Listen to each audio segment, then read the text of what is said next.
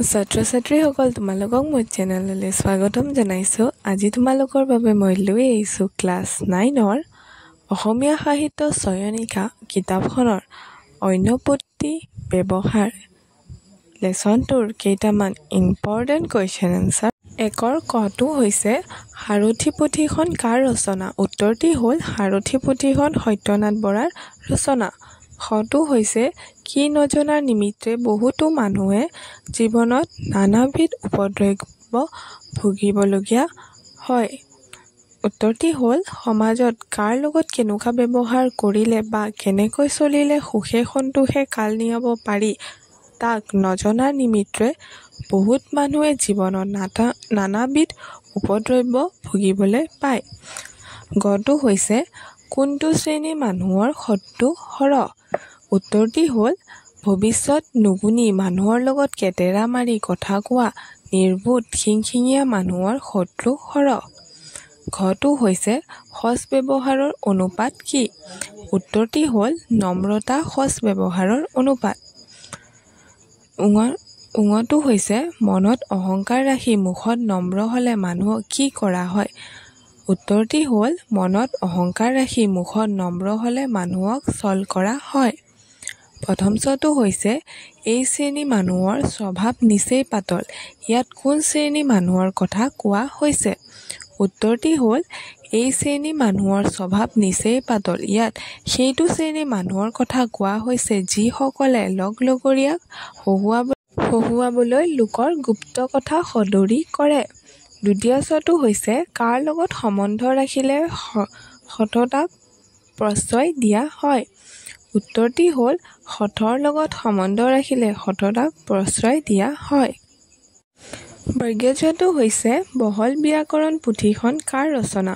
উত্তৰটি হ'ল বহল ব্যাকৰণ পুথিখন সত্যনাথ বৰাৰ ৰচনা। ২ নম্বৰ চমুকৈ বুজাই লিখা। কটো হৈছে ব্যৱহাৰ প্ৰণালীক সামান্য কথা বুলি কিয় উলিয়াই কৰিব নোৱাৰি?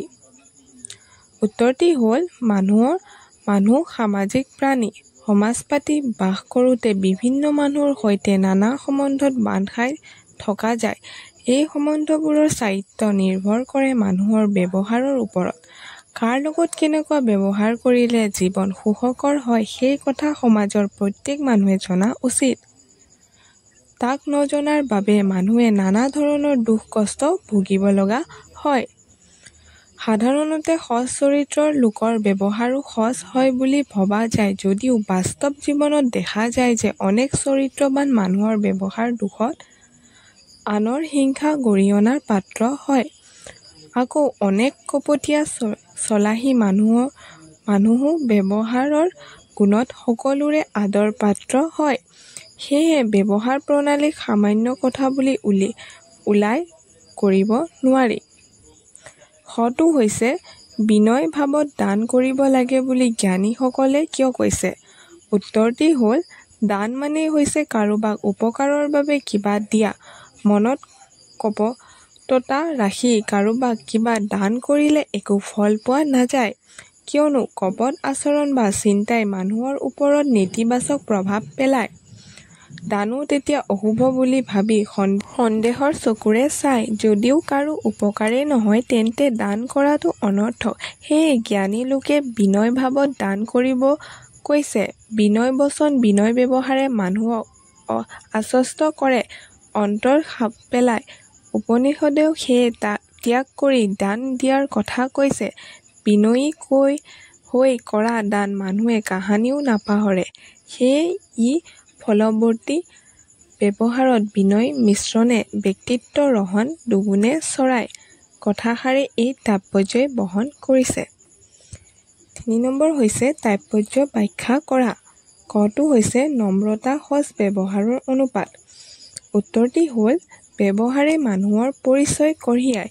প্ৰথম দৃষ্টিতে এজন মানুহৰ চৰিত্ৰ তেওঁৰ ব্যৱহাৰৰ দ্বাৰাহে জানিব পাৰি। সুন্দৰ ব্যৱহাৰৰ গৰাকীজনক সকলোৱে শলাগে। সুন্দৰ সঁচ ব্যৱহাৰৰ লোক এজন যদি নম্ৰও হয় তেন্তে তেওঁ নিঃসন্দেহে প্ৰশংসা পাত্ৰ হয়। তেওঁৰ ব্যক্তিত্ব যেন সোণত সুবগা চৰে। উচিত অনুপাতেৰে ঔষধ খালে যেনেদৰে তৎক্ষণাৎ গুণ দিয়ে, একেদৰে নম্ৰতাযুক্ত সজ ব্যৱহাৰো সততে উপকাৰ কৰে। মানুহৰ উচ্চ চিন্তা বা ভাল মনটোহে ফুটি উঠে। মনত নম্ৰতাৰ ভাৱ ৰাখি সজ ব্যৱহাৰ কৰা উচিত। মনত নম্ৰতা ভাৱ নাথাকিলে লোকক দেখুৱাবলৈ তেনে ভাৱ মুখলৈ অনাটো অনুচিত। নম্ৰ হৈ কথা ক'লে মানুহে নিজক আনৰ আগত লঘু কৰা নহয়, বৰং নিজৰ ব্যক্তিত্ব সৌন্দৰ্যহে বিয়পোৱা হয়। সেয়ে নম্ৰতাযুক্ত সজ ব্যৱহাৰ ব্যক্তিত্ব আৰ্জনৰ অন্যতম গুণ। সটো হৈছে সোণৰ জেউতী অমান্য কৰিলে নকমে। উত্তৰটি হ'ল সোণ উজ্জ্বল ধাতু। সোণৰ লক্ষণেই হৈছে জিলিকি থকা। মানুহে পেলাই থলেও তাৰ উজ্জ্বলতা বা জেউতি নকমে। ব্যৱহাৰ নহলেও বা নকৰিলেও ধাতুৱে তাৰ মূল্য চৰিত্ৰ নেৰে। একেদৰে সন্মান মনৰ বস্তু। যিগৰাকী সন্মান পাবৰ যোগ্য তেওঁ মান্যৱন্ত। তেওঁক দেখুৱাই সন্মান নকৰিলেও যি কাম বা কৃতিত্বৰ বাবে তেওঁ সন্মান পাব যোগ্য সেয়া নোহোৱা হৈ নাযায়। তেওঁ যি গুণেৰে গুণী, কোনোবাই স্বীকৃতি নিদিলেও সেয়া লুপ্ত নহয়। মানুহৰ চৰিত্ৰ কাৰোবাৰ স্বীকৃতিৰ ওপৰত গঢ়ি নুঠে। যিকোনো ভাল চিন্তা বা কৰ্মৰ মূল্য কোনোবাই অমান্য কৰিলেই নকমে। কিয়নো সজ কথা, সজ চিন্তা, সজ কৰ্ম সদায়ে অমূল্য। যিদৰে সোণৰ জেউতি চৰোৱা গুণটো অৱশ্যম্ভাৱী, তেনেদৰে মান্যৱন্ত মানুহ অমান্য কৰি কমাব নোৱাৰি। মান্যৱন্তক অপমান কৰিব খোজাজনৰ কাৰ্যৰ দ্বাৰা নিজস্ব দুৰ্বলতাহে প্ৰকাশ পায়। ধন্যবাদ।